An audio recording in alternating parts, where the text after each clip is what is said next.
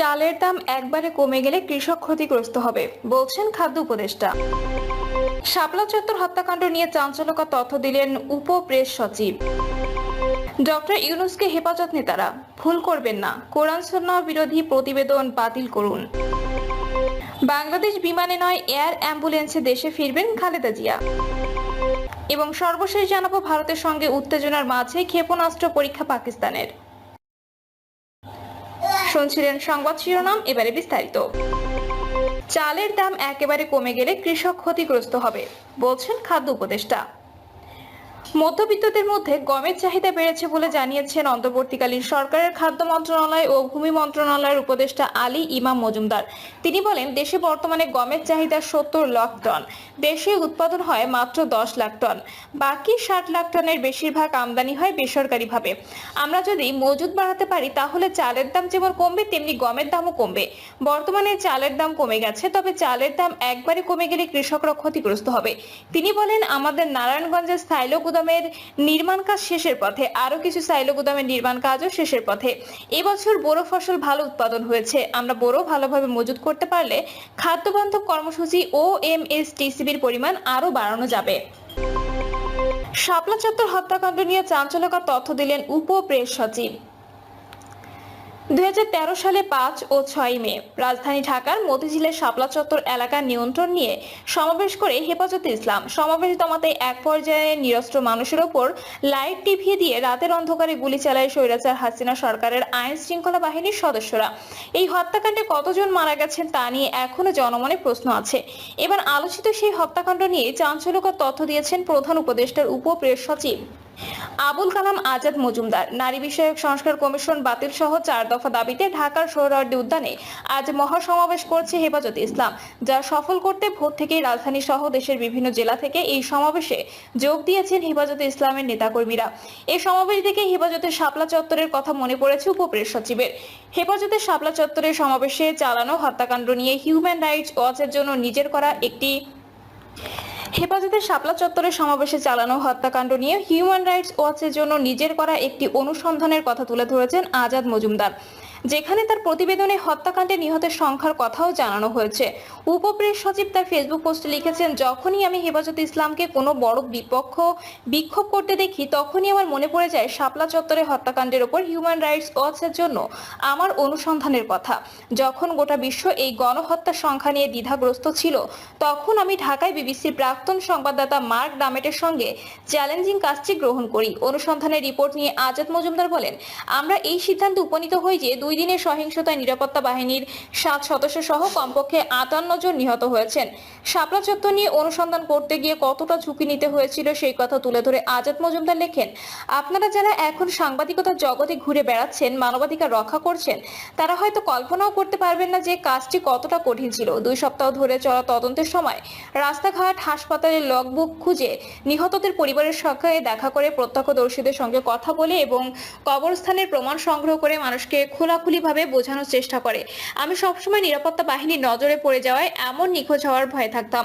তিনি তার পোস্টে শেষাংশে লেখেন, নিরাপত্তার কারণে আমি আগে কখনো আমার কাজের কৃতিত্ব দাবি করতে পারতাম না, কিন্তু যখনই আমি দেখি যে কোনো সহকর্মী সাংবাদিক আমার কাজকে রেফারেন্স হিসেবে ব্যবহার করছে, তখন তা আমাকে সত্যিই আনন্দ দেয়। ডক্টর ইউনূসকে হেফাজত নেতারা ভুল করবেন না, কোরআন সুন্নাহ বিরোধী প্রতিবেদন বাতিল করুন। অন্তর্বর্তীকালীন সরকারের প্রধান ডক্টর মোহাম্মদ ইউনূসকে উদ্দেশ্য করে হেফাজতে ইসলামের নেতারা বলেছেন, শেখ হাসিনার মতো ভুল করবেন না। 90% মুসলমানের দেশে কোরআন সুন্নাহ বিরোধী কোনো নীতি বাস্তবায়ন করার সাহস করবেন না। অবিলম্বে প্রতিবেদন সহ নারী বিষয়ক সংস্কার কমিশন বাতিল ঘোষণা করুন। শাপলা চত্বরে সংঘটিত গণহত্যার বিচার নিশ্চিত করুন। আমির আলামা শাহ মুহিবুল্লাহ বাবুনগরীর সভাপতিত্বে শুরু হওয়া মহাসমাবেশের বক্তব্যে হেফাজতে ইসলাম বাংলাদেশের নেতারা এসব কথা বলেন। বক্তারা বলেন, হেফাজতে ইসলাম বাংলাদেশের স্বাধীনতা, সার্বভৌমত্ব রক্ষায় জীবন দিতে প্রস্তুত, কিন্তু কোরআন সুন্নাহ বিরোধী কোনো কর্মকাণ্ড বরদাস্ত করবে না। বক্তারা বলেন, আপনারা পিলখানা হত্যাকাণ্ডের বিচারের জন্য কমিশন করেছেন, জুলাই আন্দোলনের গণহত্যার জন্য কমিশন করেছেন, ট্রাইব্যুনাল গঠন করেছেন, কিন্তু মতিঝিলের শাপলা চত্বরে হেফাজতের ইসলামের সমাবেশে সংঘটিত গণহত্যার বিচারের জন্য কেন তদন্ত কমিশন গঠন করলেন না? বিভিন্ন রাজনৈতিক দলের রাজনৈতিক মামলা প্রত্যাহার করা হলেও হেফাজতে ইসলামের নেতাকর্মীদের বিরুদ্ধে ফ্যাসিস্ট শেখ হাসিনার আমলে দায়ের করা মামলা প্রত্যাহার করা হয়নি। এসব মামলা অবিলম্বে বাতিল করতে হবে। নারী বিষয়ক সংস্কার কমিশন সম্পর্কে সমালোচনা করে হেফাজতে ইসলাম নেতারা বলেন, সরকার নারী বিষয়ক যে সংস্কার কমিশন গঠন করেছেন এর সদস্যরা নারী না পুরুষ তা বোঝা যাচ্ছে না, কিন্তু তারা যেসব প্রস্তাব দেওয়া হয়েছে তা কোরআন সুন্নাহ বিরোধী। তাদের সংস্কার প্রতিবেদন যদি পাশ করা হয় তাহলে জীবন দিয়ে রুখে দেওয়া হবে। মার্চ টু ঢাকার কর্মসূচি ঘোষণা করতে বাধ্য হবে হেফাজতে ইসলাম। মুফতি ফখরুল ইসলাম বলেন, নির্যাতিত হলাম, জেল খাটলাম, অথচ আমাদের মামলা প্রত্যাহার করা হয়নি। নারী বিষয়ক সংস্কার কমিশন যে প্রতিবেদন দিয়েছে তা 18 কোটি মুসলমানের বিরুদ্ধে, তা অবিলম্বে বাতিল করতে হবে।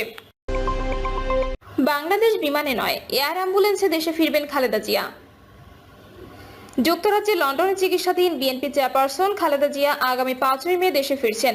বিমান বাংলাদেশ এয়ারলাইন্সের সাধারণ একটি ফ্লাইটে তিনি দেশে ফিরবেন বলে বিএনপির পক্ষ থেকে জানানো হয়েছিল। তবে শেষ পর্যন্ত কাতারের আমিরের পাঠানো এয়ার অ্যাম্বুলেন্সে করে তিনি দেশে ফিরবেন বলে সিদ্ধান্ত হয়েছে। সন্ধ্যায় বিএনপি চেয়ারপারসনের মিডিয়া উইংয়ের সদস্য সায়রুল কবির খান এ তথ্য নিশ্চিত করেছেন।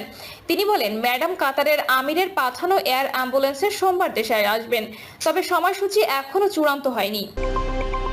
ভারতের সঙ্গে উত্তেজনার মাঝে ক্ষেপণাস্ত্র পরীক্ষা পাকিস্তানের। জম্মু কাশ্মীরের পেহেলগামে বন্দুকধারীদের হামলা ঘিরে ভারতের সঙ্গে চলমান তীব্র উত্তেজনার মাঝে ব্যালিস্টিক ক্ষেপণাস্ত্রের সফল পরীক্ষা চালিয়েছে পাকিস্তান। পাকিস্তানের সামরিক বাহিনী 450 কিলোমিটার দূরে আঘাত হানতে সক্ষম এই ক্ষেপণাস্ত্রের পরীক্ষা চালানোর দাবি করেছে। পাকিস্তানের সংবাদ মাধ্যমের খবরে বলা হয়েছে, শনিবার ভূমি থেকে ভূমিতে নিক্ষেপযোগ্য একটি ব্যালিস্টিক ক্ষেপণাস্ত্রের সফল পরীক্ষা চালিয়েছে সামরিক বাহিনী। এই ক্ষেপণাস্ত্র 450 কিলোমিটার দূরের লক্ষ্যবস্তুকে আঘাত হানতে সক্ষম। আবদালি অস্ত্র ব্যবস্থা নামেই এই ক্ষেপণাস্ত্রটি ইন্দু সামরিক মহড়ার অংশ হিসেবে উৎক্ষেপণ করা হয়েছে বলে দাবি করেছে ইসলামাবাদ।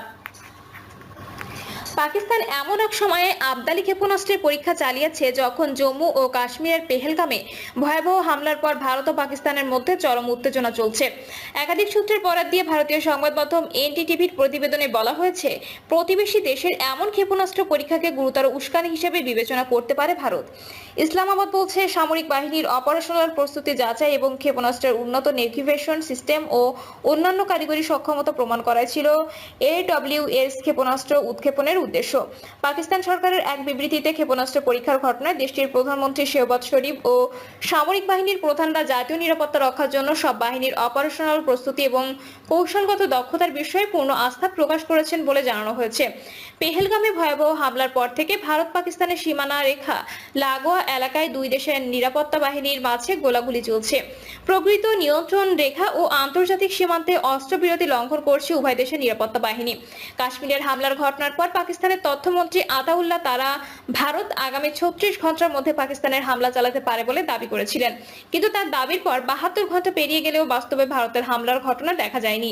এর আগে গত 29 এপ্রিল পাকিস্তানের প্রতিরক্ষা মন্ত্রী খাজা মোহাম্মদ আসিফ বলেছিল, আগামী 2রা থেকে 3 দিনের মধ্যে পাকিস্তানে হামলা করতে পারে ভারত। গত 22 এপ্রিল কাশ্মীরের পেহেলগামে বন্দুকধারীদের হামলায় 25 ভারতীয় ও এক নেপালি নাগরিকের প্রাণহানি ঘটে।